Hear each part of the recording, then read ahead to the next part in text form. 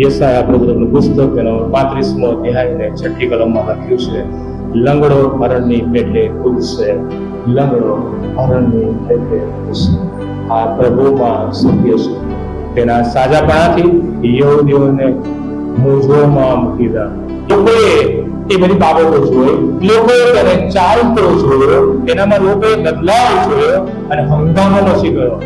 અને ત્યાં લખ્યું છે 10મી કલમમાં, આશ્ચર્યમાં મુકાયા. લોકોએ જોયું અને આશ્ચર્યમાં મુકાયા. પણ મિત્રો યાદ રાખીએ, લોકો જાણે છે, જગત જાણે છે તમે પહેલા કોણ હતા.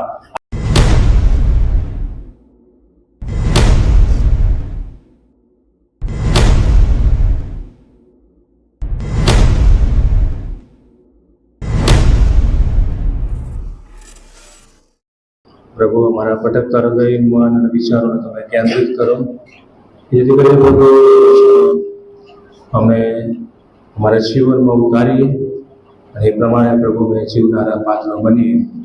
પ્રભુ અમે બધા જ તમારા હાથમાં સોંપાયા છીએ. પ્રભુ પવિત્ર આત્મા દેવ, તમે અમારી પ્રત્યેકની સહાયની મદદ કરો.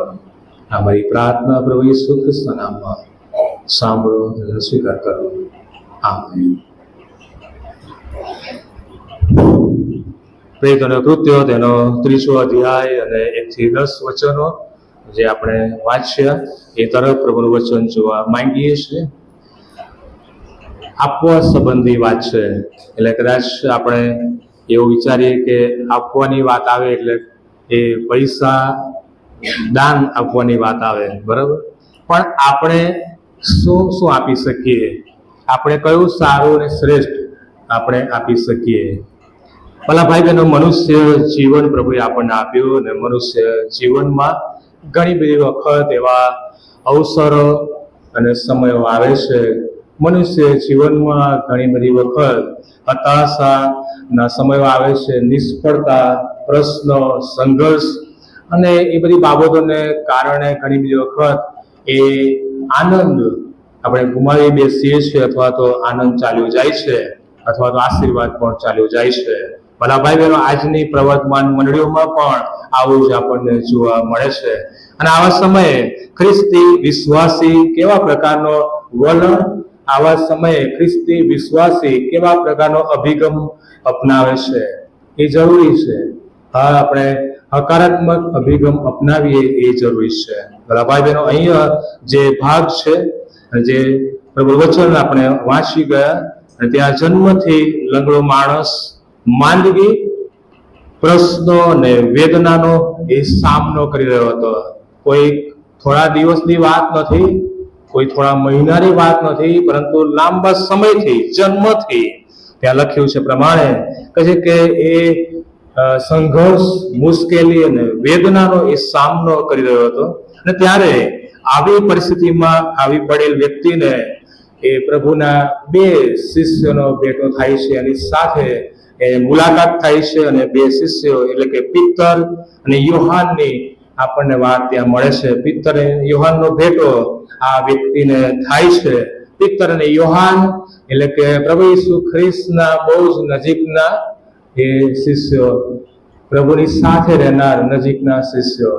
એ તમે રૂપાંતરના પહાડ પરની વાત તમે જુઓ તો ત્યાં પણ તમને મળશે. ઘણી બધી જગ્યાઓમાં આપણે તેઓને સાથે આપણે જોઈએ છીએ.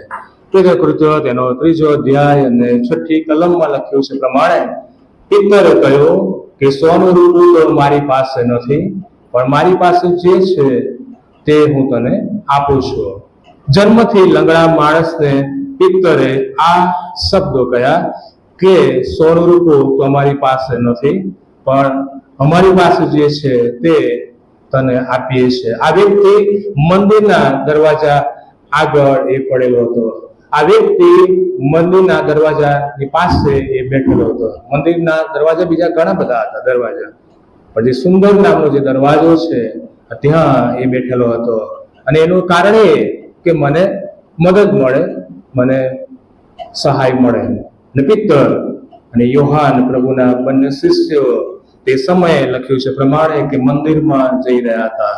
અને આ લંગડો ભિખારી જેની નોંધ લેવામાં આવી છે, જે બાબત આપણે અહીંયા જોઈએ છે, ત્યાં આપણે જોઈએ છીએ કે એની જે અપેક્ષાઓ અથવા તો ઈચ્છાઓ એ હોઈ શકે કે મને એમની પાસેથી કંઈક મળશે એવો વિચાર તેના મનમાં આવ્યો હશે, અને માટે એ બંને જણાને એ અંદર આવતા જોવે છે ત્યારે એ ભિક્ષા માંગે છે.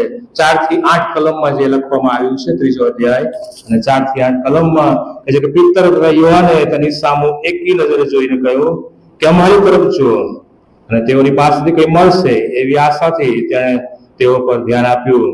પિત્તરે કહ્યું કે સોનું રૂપું તો મારી પાસે નથી, પણ મારી પાસે જે છે તે હું તને આપું છું. ઈસુ ખ્રિસ્ત નાઝરેન નામથી ચાલતો થા. તેણે તેનો જમણો હાથ પકડીને તેને ઉઠાડ્યો, અને તરત તેના પગમાં તથા ઘૂંટીઓમાં જોર આવ્યો. ભલા ભાઈ બહેનો, આપવા વિશે વિચાર કરીએ છીએ આપણે ત્યારે સૌથી પ્રથમ તો પૈસાની વાત આપણને યાદ આવે, અથવા તો પૈસાનો વિચાર આપણા મગજમાં આવે આપવા વિશે આપણે વિચારીએ ત્યારે. પણ કોઈ માણસની ઉદારતા કેટલી છે, કોઈ માણસની ઉદારતા કેટલી છે તે પૈસાના ધોરણે મપાય છે. પરંતુ આપણે જુદી જુદી રીતે ઉદારતા દેખાડી શકીએ છીએ, જુદી જુદી રીતે ઉદારતા આપણે બતાવી શકીએ છીએ. પૈસા સિવાય ઘણું બધું આપણે આપી શકીએ છીએ. એવું નથી કે એકલા પૈસાની વાત આવે, પણ પૈસા સિવાય ઘણું બધું આપણે આપી શકીએ છીએ. ભાઈ બહેનો, તમારી પાસે જે છે તે તમે લોકોને આપો. તમારી પાસે જે છે તે તમે બીજાઓને આપો. એટલે કે પિત્તર અને યોહાન પાસે જે હતું, અહીંયા જે લખ્યું છે કે સોનું રૂપું તમારી પાસે નથી, પણ અમારી પાસે જે છે તે તને આપીએ છીએ. મતલબ કે પિત્તર અને યોહાન પાસે જે હતું તે જ આજે મારી ને તમારી પાસે છે. જે પિત્તર અને યોહાનની પાસે હતું એ જ આપણી પાસે છે. જે પિત્તર અને યોહાનની પાસે હતું એ જ મંડળીની પાસે પણ છે. ઈસુ ખ્રિસ્ત અને પ્રભુ ઈસુ ખ્રિસ્તની સુવાર્તા, એનું પરાક્રમ, સુવાર્તા રૂપી પરાક્રમ એ આપણી પાસે છે. પ્રભુ ઈસુ ખ્રિસ્ત આપણને મળ્યા છે, અને પ્રભુ ઈસુ ખ્રિસ્તનું જે વચન, એ સુવાર્તા, એ નામ, અને એ નામમાં જે પરાક્રમ છે, અને એ આપણને મળ્યું છે. અને આપણને એ જે મળ્યું છે એ આપણે બીજાઓને આપીએ. એ સોના અને ચાંદી કરતા, એ ઝવેરાતો કરતા પણ અતિ મૂલ્યવાન અને વિશેષ છે. અને એ પિત્તર અને યોહાન એ તેને આપે છે. એક દિવસે એક ભિખારીએ એક વડીલ ત્યાંથી પસાર થયા, અને એને બૂમ પાડી અને ભિક્ષા માંગી, મદદ માંગી, ભિક્ષા માંગી. અને ત્યારે વડીલે કહ્યું, આ વડીલ ભાઈએ કહ્યું કે ભાઈ, આ ભિક્ષુકને કહે છે કે હું દિલગીર છું, મને માફ કરજે, હું દિલગીર છું, કેમ કે આજે મારી પાસે પૈસા નથી, આજે મારી પાસે તને આપવાને માટે કશું નથી, પૈસા નથી. અને ભિખારીએ જવાબ આપ્યો કે સાહેબ, હું તમારો આભાર માનું છું, સાહેબ, હું તમારો આભાર માનું છું. વડીલે કહ્યું કે મેં તને કશું આપ્યું નથી, તું જે અપેક્ષા રાખે છે મારી પાસે છે નહીં, મેં તને કંઈ આપ્યું નથી, તો તું શા માટે મારો આભાર માને છે? મેં તો તને કંઈ આપ્યું નહીં, તું શા માટે મારો આભાર માને છે? ભિખારીએ કહ્યું કે સાહેબ, તમે મને જે સન્માન આપ્યું, તમે માફી માંગી, તમે મને જે ભાઈ કહ્યો, અને એમાં જ ઘણું બધું આવી જાય છે. અને તમે મને જે સન્માન આપ્યું છે, ભાઈ કહીને સંબોધ્યો છે, અને આ માયાળુ અને પ્રેમાળ શબ્દને લીધે હું તમારો આભાર માનું છું. પૈસા કરતા શબ્દો એ મૂલ્યવાન લાગે છે. એ કદાચ બીજી વસ્તુઓ કરતા અથવા તો પૈસા કરતા એ આપણા શબ્દો, આપણું વલણ એ મૂલ્યવાન લાગે છે. મારા ભાઈ બહેનો, પ્રભુ ઈસુ ખ્રિસ્તે કોઈ દિવસ કોઈને પૈસા આપ્યા હોય એવું આપણને જોવા મળતું નથી. પ્રભુ ઈસુ ખ્રિસ્તે બીજાને પૈસા આપ્યા હોય એવું આપણને ક્યાંય લખેલું મળતું નથી. તો પણ આપવાની બાબતમાં પ્રભુ ઈસુ ખ્રિસ્ત એ શ્રેષ્ઠ અને ઉત્તમ નમૂનો છે. પ્રભુ ઈસુ હંમેશા કંઈ ને કંઈ બીજાઓને આપતા હતા, આપતા રહ્યા. પ્રભુ ઈસુ ખ્રિસ્ત એ બીજાઓને કંઈક ને કંઈક આપતા હતા. પોતાના સમયનો ભોગ તેઓ આપતા હતા, બીજાઓ પ્રત્યે પ્રેમ અને લાગણીઓ દર્શાવતા હતા, પોતાનું પરાક્રમ, દયા અને પ્રેમ બીજાઓને તેઓ આપતા હતા. અને છેવટે સમગ્ર માનવજાત માટે પોતાનો જીવ પણ તેમણે આપી દીધો. વધસ્તંભ પર તેઓ મરણ પામ્યા. પાપ કર્યું નહોતું, અપરાધ કર્યો નહોતો, પાપ જાણ્યું નહોતું, અને પોતાનો જીવ એ અર્પણ કરી દીધો અને આપણને જીવન આપ્યું અને આપણને શ્રેષ્ઠ જીવનની એ ભેટ અને ખાતરી પ્રભુએ આપણને આપી છે. વાલા ભાઈ બહેનો, આ બધું જ પિત્તર ઈસુની પાસેથી શીખ્યો હતો. આ બધું જ પ્રભુનો શિષ્ય એ ગુરુ અને સ્વામી પાસેથી શીખ્યો અને માટે અહીં કહે છે કે મારી પાસે જે છે તે હું તને આપું છું. આ દુનિયામાં પૈસા કરતા પણ વધારે મૂલ્યવાન આપણી પાસે જે છે તે પ્રભુ ઈસુ ખ્રિસ્ત એ જીવતો પ્રભુ આપણને મળ્યો છે. જગતને જે જોઈએ છે તે પ્રભુ ઈસુ ખ્રિસ્તની એ સંગત અને સંબંધ કે જે પ્રભુ ઈસુ ખ્રિસ્ત આપણને મળ્યો છે તે આપણે બીજાઓને આપીએ. જગતને જે જોઈએ છે તે એ છે કે ખ્રિસ્ત જીવનની રોટલી છે અને તે આપણી પાસે છે તે આપણે બીજાઓને આપીએ. અંધારામાં બેઠેલા જગતને જેની જરૂર છે તે આપણી પાસે છે. એટલે કે પ્રભુ ઈસુ ખ્રિસ્ત જગતનું અજવાળું છે. એ અજવાળું આપણા જીવન દ્વારા જે આપણી પાસે છે, જે આપણને મળ્યું છે, આપણે એ પ્રકાશીએ અને આપણે બીજાઓને પણ એ પ્રકાશમાં લાવીએ. દુષ્ટ જગતને અંધકાર અને દુષ્ટ જગતને જે જોઈએ છે તે આપણી પાસે છે. એટલે કે ઉદ્ધાર, પાપોની માફી, તારણ કે જે આપણને મળ્યું છે અને તે આપણે આપણા પૂરતું ના રાખીએ પરંતુ આપણે બીજાઓને પણ આપીએ. દેવનું તારણ કમાવનારું પરાક્રમ એ આપણી પાસે છે. એ વચનો આપણને મળ્યા છે, પ્રભુ આપણને મળ્યો છે. એ દેવનું તારણ કમાવનારું પરાક્રમ આપણી પાસે છે. અને પહેલી કલમમાં લખ્યું છે પ્રમાણે કે એ જ પ્રાર્થનાની વેળાએ બપોરે 3 વાગે પિત્તર અને યોહાન મંદિરમાં જતા હતા. એ પ્રભુનું સામર્થ્ય અને પરાક્રમ એ બધું ક્યારે પ્રાપ્ત થાય છે? પ્રભુનું સામર્થ્ય, હિંમત, બળ અને પરાક્રમ જ્યારે આપણે પ્રભુ સાથેની સંગતમાં આપણે રહીએ છીએ ત્યારે આપણને એ પ્રાપ્ત થાય છે. પ્રભુના બંને શિષ્યો પિત્તર અને યોહાન પહેલી કલમમાં લખ્યું છે પ્રમાણે કે મંદિરમાં જતા હતા. પ્રભુ ઘરમાં જવાની વાત, પ્રભુ મંદિરમાં જવાની વાત, આ એક શ્રેષ્ઠ ઉદાહરણ અને નમૂનો આપણી સામે છે કે પ્રભુના શિષ્યો પણ એ મંદિરમાં જતા હતા.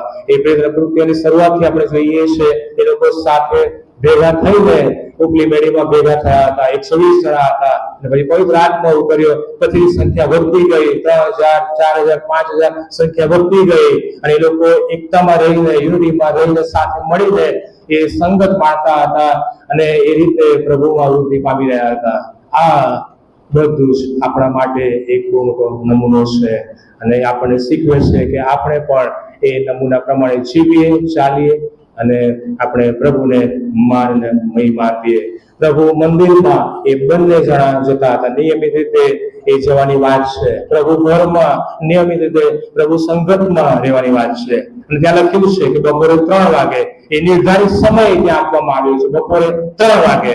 આવાલા મિત્રો, આવા સમયમાં ચર્ચમાં આપણે કોઈ પ્રાર્થના સંગત કે મીટિંગ રાખી હોય તો શું થાય? બપોરે 3 વાગ્યાના સમયે જાહેરાત કરવામાં આવી હોય કે પ્રાર્થના મીટિંગ રાખી છે તો કેટલા આવે અથવા તો કેટલાની સંખ્યા એ પ્રાર્થના સંગતમાં હોઈ શકે? પિત્તર અને યોહાન પ્રાર્થના મીટિંગમાં ભાગ લેવા જઈ રહ્યા હતા અને તે સમયે તેમને સેવા કરવાનો શુભ પ્રસંગ પ્રાપ્ત થાય છે. ભલા ભાઈ બહેનો, જો તમને સેવા કરવાનો શુભ પ્રસંગ જોઈતો હોય, જો તમારે સેવા કરવી છે, સેવા કરવાનો શુભ પ્રસંગ જોઈતો હોય તો પ્રભુ મંદિરમાં તમે આવો અને પ્રાર્થના સભામાં તમે ભાગ લો. પ્રભુના ઘરમાં સેવા કરવાનો અવસર અને પ્રસંગ તમને પ્રાપ્ત થશે. આપણે ઘણી બધી વખત મેળવવાની ઈચ્છા રાખીને પ્રભુના ઘરમાં આવીએ છીએ કે હું પ્રભુના ઘરમાં જાઉં તો મને શું મળે, પરંતુ આપણે એવો વિચાર પણ રાખવો જોઈએ કે હું પ્રભુને શું આપી શકું. આપણે એવો વિચાર રાખીએ કે હું મારા જીવન દ્વારા પ્રભુને કેવી રીતે ખુશ કરી શકું, પ્રભુને કેવી રીતે મહિમા આપી શકું, હું પ્રભુને શું આપી શકું. પિત્તર અને યોહાન એ આપવાને માટે તૈયાર હતા. તેમને આપવાની એક ખાસ તક તેમને પ્રાપ્ત થાય છે. પણ ભાઈ બહેનો, જો આપણે એ પ્રમાણે પ્રભુના ઘરમાં આવીશું, ભજન કરીશું અને આવીશું તો આપણને ખ્યાલ આવશે કે આ દેવના ઘર સિવાય બીજું કંઈ નથી. આ સ્થાન જગ્યા, આ દેવના ઘર સિવાય બીજું કંઈ નથી. આ તો આકાશનું અને સ્વર્ગનું દ્વાર છે. પાઉલ જણાવે છે ત્રણ વાના ટકી રહેશે. પહેલી બાબત વિશ્વાસ, બીજી બાબત આશા અને ત્રીજી બાબત એ પ્રીતિ. ત્રણેય વાના ટકી રહેશે. પિત્તરે કહ્યું, મારી પાસે જે છે તે હું તને આપું છું. જે પહેલી વસ્તુ પિત્તરે એ ભિખારીને આપી અને જે છે વિશ્વાસ. ચોથી કલમમાં ત્યાં લખ્યું છે પ્રમાણે પિત્તરે અને યોહાને તેની સામે એકી નજરે જોઈને કહ્યું, અમારી તરફ જો. અને આપણે જોઈએ છીએ પ્રમાણે તેમની પાસે જે હતું એ પ્રથમ જે આપે છે તે તો વિશ્વાસ છે. પિત્તરે તેનામાં એ વિશ્વાસ ઉપજાવ્યો, તેનામાં એ ભરોસો અને વિશ્વાસ ઉપજાવ્યો. અમારી તરફ જો. આપણે કોઈને કહીએ કે ભાઈ તું મારી તરફ જો, એટલે કે વિશ્વાસ સાથે, એ આશા સાથે મને કંઈક મળશે અથવા કે અપેક્ષા એ રાખે. એ જ પ્રમાણે અહીંયા કહેવામાં આવ્યું છે કે તું અમારી તરફ જો. ઘણા બધા લોકો અને ઘણી બધી વ્યક્તિ એ અલગ અલગ જગ્યાઓમાં જાય છે અને ભજન કરતા હોય છે, પરંતુ આપણે એક એવા ઈશ્વરને માનીએ છીએ, ભજન કરીએ કે જીવતો પ્રભુ છે. એક જ ઈશ્વર છે, બીજો કોઈ દેવ કે પ્રભુ નથી. અને જીવતો પ્રભુ આપણને મળ્યો છે.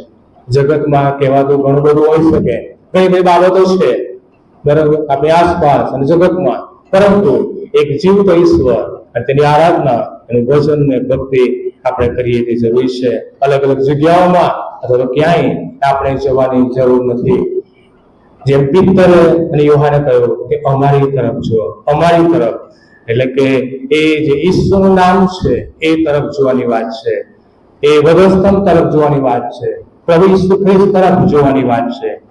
અને ચોથો અધ્યાય અને 12મી કલમમાં લખ્યું છે, ચોથો અધ્યાય 12મી કલમ, બીજા કોઈથી તારણ નથી, કેમ કે જેથી આપણું તારણ થાય એવું બીજું કોઈ નામ આકાશ તળે માણસોમાં આપેલું નથી. બીજા કોઈથી તારણ નથી. ઉપર તરફ જોવાની વાત છે, એટલે કે ઈશ્વર તરફ આપણે લક્ષ્ય રાખવાનું છે, ઈશ્વર તરફ આપણે જોવાનું છે. અને માટે ગીતકર્તા 121માં અધ્યાયમાં અને પહેલી કલમમાં કહે છે કે હું પર્વતો તરફ મારી આંખો ઊંચી કરું, મને ક્યાંથી સહાય મળે? અને જે આકાશ અને પૃથ્વી ઉત્પન્ન કર્યા છે તેની તરફથી મને સહાય મળે છે. આપણી સહાય અને આપણી મદદ એકમાત્ર ઈશ્વર તરફથી છે, અને માટે આપણે ઈશ્વર તરફ લક્ષ્ય રાખીએ એ જરૂરી છે. અયુબ વિશે આપણે જાણીએ છીએ કે સંપત્તિ, કુટુંબ, શરીર બધું જ એની સાથે બન્યું થયું, ઘણું બધું ગુમાવવું પડ્યું અને એના શરીર પર ભારે હુમલા થયા. એને ખબર હતી, એ બધું જ એને ખબર હતી, એની સાથે જે પણ થયું અને બન્યું, અને આ વિશ્વાસને એ તોડી પાડવા માંગે છે. અને ખબર છે કે મારી સાથે બધું બની રહ્યું છે, થઈ રહ્યું છે, અને છતાં પણ એ વિશ્વાસમાં અડગ રહ્યો અને ક્યાંય એને પાપ કર્યું નહીં. નૂહના વિશે તમે લો, નૂહનો દાખલો આપણે લઈએ કે પ્રભુ પર એને સંપૂર્ણ ભરોસો ને વિશ્વાસ રાખ્યો. આ જૂના કરારની વાત છે. જૂના કરારમાં એ પ્રભુના સેવક વિશે જ્યારે આપણે જોઈએ છીએ ત્યારે પ્રભુ પર ભરોસો ને વિશ્વાસ માત્ર ઈશ્વરે તેમને વચન આપ્યું, અને ઈશ્વરે કહ્યું કે તું આ આજ્ઞા પ્રમાણે કર, તું આ પ્રમાણે બનાવ અને કર. અને એ પ્રમાણે વિશ્વાસ નો ભરોસો મૂક્યો અને એ પ્રમાણે તેઓ જીવ્યા, વર્ત્યા, કાર્ય કર્યું અને સેવા આપી. અને નૂહના વિશે આપણે જોઈએ છીએ કે 40 દિવસ અને 40 રાત હજુ વરસાદની શરૂઆત થઈ નથી, હજુ વરસાદ એ વરસ્યો નતો અને શરૂઆત થઈ નથી, અને તેણે વહાણ બનાવવાનું શરૂ કર્યું. આ પ્રભુ પરનો ભરોસો અને વિશ્વાસ યાદ રાખીએ વાલા મિત્રો. જ્યારે તમે ઈશ્વરને પસંદ કરો છો, જ્યારે તમે ઈશ્વરના માર્ગમાં ચાલો છો, ત્યારે દુનિયા તમારો તિરસ્કાર કરશે, ત્યારે દુનિયા તમારી સાથે સારો વ્યવહાર નહીં કરે, દુનિયા તમારી ટીકા કરશે, દુનિયા તમારી નિંદા કરશે, દુનિયા તમારી મજાક ઉડાવશે અને એ તમારો વિરોધ એ કરશે. નૂહ સાથે આવું જ બન્યું. નૂહની મજાક ઉડાવવામાં આવી, એની સાથે પણ આવું જ થયું. અને એ 40 દિવસ અને 40 રાત વરસાદ વરસ્યો, જળ પ્રલય આવ્યો અને બધાનો, નૂહ અને તેનું કુટુંબ સિવાય બધાનો વિનાશ થયો. ભલા ભાઈ બહેનો, આપણે ક્યાં છે? આપણે વિચાર કરીએ, આપણો વિશ્વાસ કેવો છે? પિત્તર એ અધિકાર સાથે બોલ્યો, ઈસુ ખ્રિસ્ત નાઝરેના નામથી તો હું ચાલતો થા. પિત્તર એ ભિખારીને કહે છે, વિશ્વાસથી, અધિકારથી એ બોલે છે, ઈસુ ખ્રિસ્ત નાઝરેના નામથી તું ચાલતો થા. અધિકાર, ઓથોરિટી, પાવર અને માટે પ્રભુ ઈસુ ખ્રિસ્તને કઠેરામાં ઉભા રાખવામાં આવે છે અને પ્રભુ ઈસુ ખ્રિસ્તને પણ તપાસ કરવામાં આવે છે અને પૂછવામાં આવે છે કયા અધિકારથી તું કામ કરે છે, તને ઓથોરિટી અને પાવર અધિકાર તને કોણે આપ્યો? પ્રભુ ઈસુ ખ્રિસ્તના નામથી તું ચાલતો થા. અધિકાર એ તો પ્રભુ પાસે છે. ઈસુએ અધિકારથી ચમત્કારો કર્યા, પ્રભુ ઈસુ ખ્રિસ્તે અધિકારથી કાર્યો કર્યા. એ આપણને સુવાર્તામાં જોવા મળે છે. પિત્તર અને યોહાનનો એ ખ્રિસ્ત પરનો જે ભરોસો છે તે પણ આપણે અહીંયા જોઈએ છીએ. વાલા ભાઈ બહેનો, ખરેખર વિશ્વાસ એ વિશ્વાસને જન્માવે છે અને ઉપજાવે છે. શું આપણે ખ્રિસ્ત પરના વિશ્વાસમાં વૃદ્ધિ પામી રહ્યા છીએ ખરા? આજે આપણો એ ભરોસો, પ્રભુનો વિશ્વાસ એ કેવો છે? બીજી વસ્તુ જે પિત્તરે એ માણસમાં આપીને ઉપજાવીને રહે છે કે આશા. 5મી કલમમાં લખ્યું છે કે તેમની પાસેથી કંઈ મળશે એવી આશાથી તેણે તેઓ તરફ ધ્યાન આપ્યું. તેમની પાસેથી કંઈક મને પ્રાપ્ત થશે એવી આશાથી, એટલે કે તેની જે આશા હતી એ આશા તે જ સમય અને ત્યાં એ ફળીભૂત થાય છે. ભલા ભાઈ બહેનો, ઈશ્વરનું નામ એ આશા આપે છે, પ્રભુનું નામ એ આશા આપે છે. ઈશ્વરનું નામ આપણી જરૂરિયાત એ પૂરી પાડે છે. તેને ચાલવાની કોઈ આશા નથી, એ જન્મથી અપંગ હતો, ચાલવાની કોઈ આશા નથી, અને તેને કામ કરવાની પણ કોઈ આશા નથી કે હું કામ કરી શકીશ ને હું ચાલી શકીશ વગેરે. જ્યાં કોઈ આશા નથી ત્યાં હવે એ આશા જન્મી. જ્યાં કોઈ આશા નથી ત્યાં તેનામાં એ આશા ઉત્પન્ન થાય છે. બરાબર ભાઈ બહેનો, શું તે પૈસા માગે છે?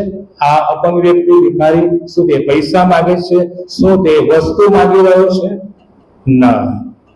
આ માણસને 3 મોટી જરૂરિયાત હતી. પહેલી બાબત કે જન્મથી જ એ બીમારી તેને હતી અને તકલીફ હતી. બીજી બાબત, તે સંપૂર્ણપણે બીજાઓ પર નિર્ભર હતો, કારણ કે બીજાઓ તેને એ ઊંચકીને સુંદર નામના દરવાજે લાવીને બેસાડતા હતા. ત્રીજી બાબત, તેની પાસે ગુજરાન ચલાવવાનું કોઈ પણ પ્રકારનું સાધન નહોતું. ભીખ માંગ્યા સિવાય એનો કોઈ છૂટકો નહોતો. મિત્રો, આપણે બધા જન્મથી અપંગ અને પાપી છે. આપણે બધા જન્મથી અપંગ અને પાપી છે. પાપી અવસ્થામાં આપણે જન્મ્યા છે. અને દાઉદ પણ ગીત કરતા પણ કહે છે, અને આપણે જન્મથી પાપી અવસ્થામાં જન્મ્યા છે. આપણે પોતાને બદલવા અસમર્થ છે. આપણે પોતાની રીતે પોતાને વડે આપણે પોતાને બદલી શકતા નથી. આપણે અસમર્થ છે. આપણે બીજા પર નિર્ભર છે, મતલબ કે આપણે ઈશ્વર પર નિર્ભર છે.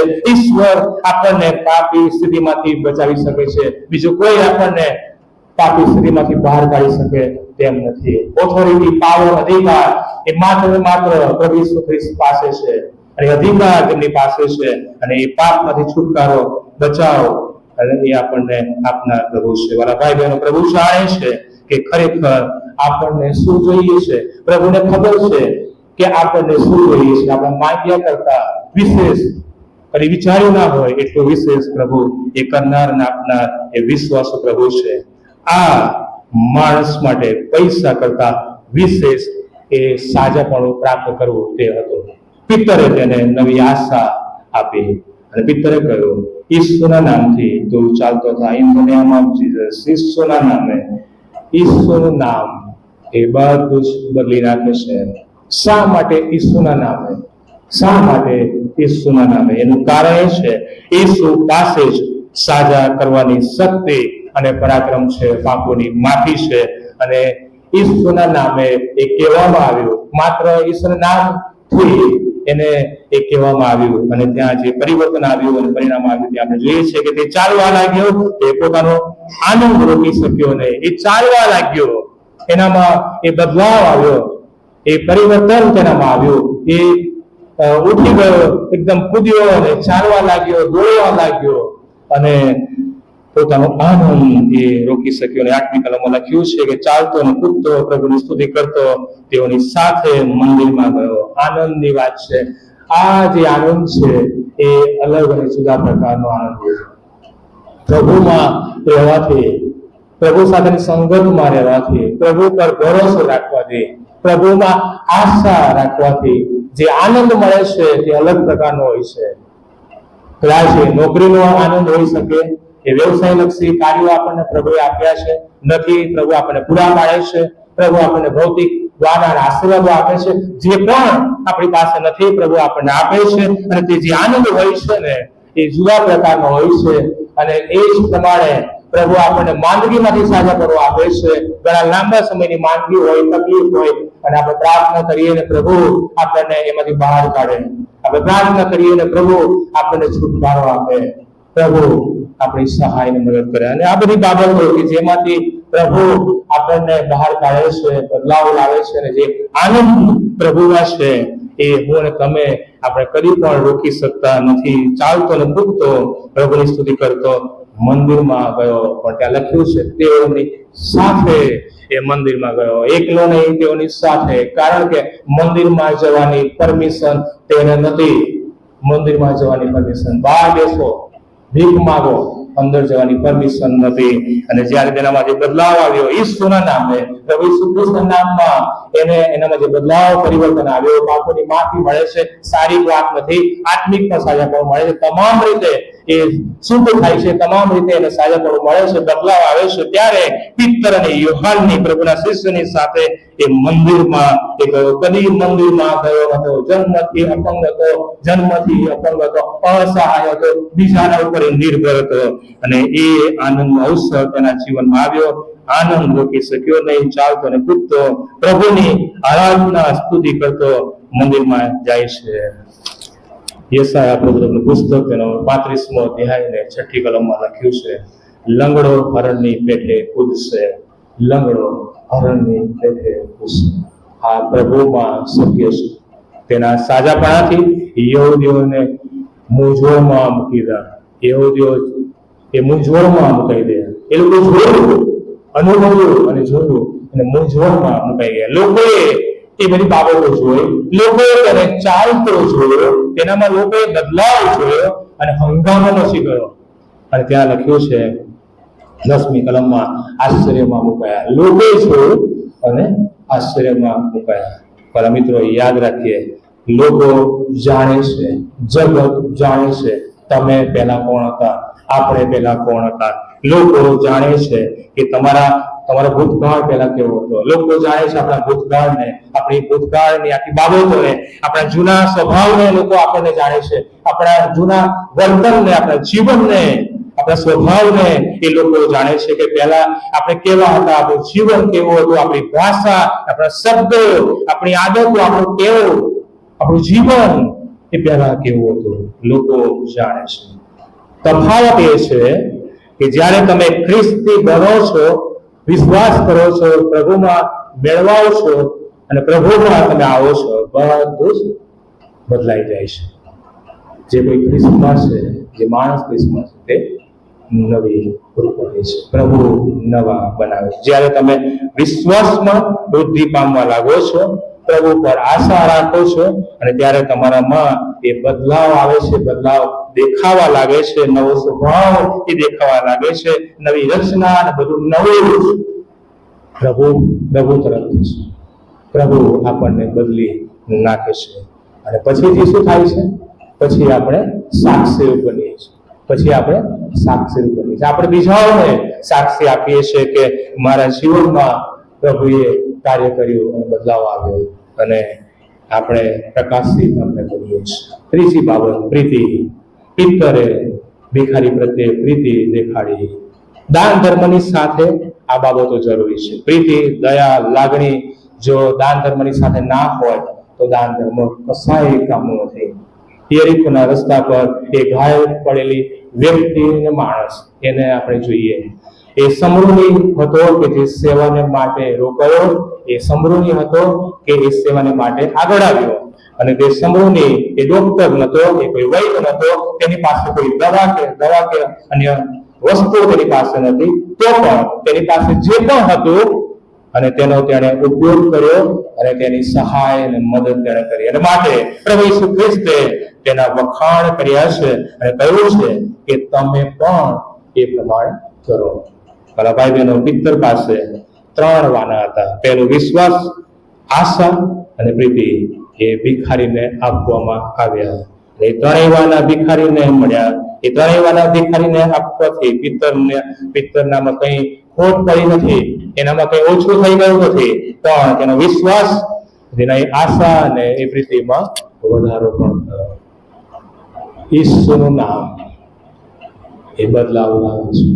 ઈસુનું નામ અદ્ભુત કાર્યો કરે છે અને કરનાર છે. આજે પ્રભુ એ તમારા જીવનમાં પણ અદ્ભુત કાર્યો કરી શકે છે. આજે પણ એ પ્રભુ કાર્યશીલ છે. એ આપણને શારીરિક રીતે, પ્રભુ આપણને માનસિક રીતે, આર્થિક રીતે અને આત્મિક રીતે સાજાપણું આપવા માટે સમર્થ અને શક્તિશાળી છે. પાપો માફ કરીને એક નવા પ્રભુ આપણને બનાવી શકે છે. ભલા ભાઈ બહેનો, પ્રભુ આપણા દ્વારા, પ્રભુ આપણી મંડળી દ્વારા અદ્ભુત કાર્યો કરવા માંગે છે. પ્રભુ આપણા દ્વારા, પ્રભુ આપણી મંડળી દ્વારા અદ્ભુત કાર્યો કરવા માંગે છે. પ્રભુ આપણો તેના મહિમાને માટે ઉપયોગ કરવા માંગે છે. પ્રભુને કહીએ, પ્રભુ તું મને એક એવું ગધેડું બનાવ કે તારા પસંદ કરેલાને એ લઈ જવાનું સાધન. તું મને એક એવો વ્યક્તિ અને માણસ બનાવ કે જે બીજાઓને માટે બચાવવાનું સાધન બને. આપણી આત્મ તપાસ કરીએ, શું આપણે પ્રભુના વિશ્વાસમાં વૃદ્ધિ પામી રહ્યા છીએ? આપણે કોનામાં આશા રાખીએ છીએ? પ્રભુમાં આજે આપણું જીવન કેવું છે? આપણી આત્મ તપાસ કરીએ. આવો આપણા જીવન વડે પ્રભુને આપણે મહિમા આપીએ અને પ્રભુને ધન્યવાદ આપવાનું ચાલુ રાખીએ. પ્રભુ તેમ કરવાને માટે પ્રત્યેકને કૃપા પ્રાર્થના કરીએ. પ્રભુ વચન માટે મેં તમારો આભાર માનીએ છીએ. પ્રભુ જે વચનો અમે જોઈ ગયા, તમારા સેવક એટલે કે પિત્તર અને યોહાન જ્યારે મંદિરમાં જતા હતા અને અપંગ વ્યક્તિ સાથેની મુલાકાત, ત્યારે તેણે કહ્યું ઈસુ ખ્રિસ્તના જે નામથી તું ચાલતો હતા તેનામાં બદલાવ આવ્યો, સાજાપણું મળ્યું, નવું જીવન મળ્યું. અને તમારી આરાધના કરવા માટે એ સૌથી પ્રથમ મંદિરમાં ગયો. અને પ્રભુજી, અમે પણ એ વચન પ્રમાણે જીવીએ. પ્રભુ, તમે જે અપેક્ષા અમારી પાસે રાખો છો, પ્રભુ અમે તમારા પરના વિશ્વાસમાં વૃદ્ધિ પામતા છીએ, તમારામાં આશા રાખી અને પ્રીતિ, જે પ્રેમ અને એમાં પ્રભુ બની રહીએ. એ ત્રણેય વાના કે જે પિત્તર પાસે હતા એ જ તેને આપવામાં આવ્યા. અને પ્રભુ, તમે અમને પણ એ શ્રેષ્ઠ વાના આપ્યા છે. તમે પણ અમને પસંદ કર્યા છે. જેથી કરીને પ્રભુ અમે અમારા જીવન દ્વારા તમને અને બીજાઓને પણ પ્રભુ અમે આશીર્વાદનું કારણ બની શકીએ. અમારા પ્રભુજી, એ પ્રમાણે કરવાને માટે તમે અમારો ઉપયોગ કરો. અને પ્રભુ, અમે અમારા જીવનો દ્વારા, અમારા કાર્યો દ્વારા અમે તમને માન અને મહિમા આપી શકીએ તેવું તમે થવા દો. આ વચનરૂપી આશીષ જે તમે અમને ભરપૂર અને આશીર્વાદિત કરો. પ્રાર્થના પ્રભુ ઈસુ ખ્રિસ્તના નામમાં. આમીન.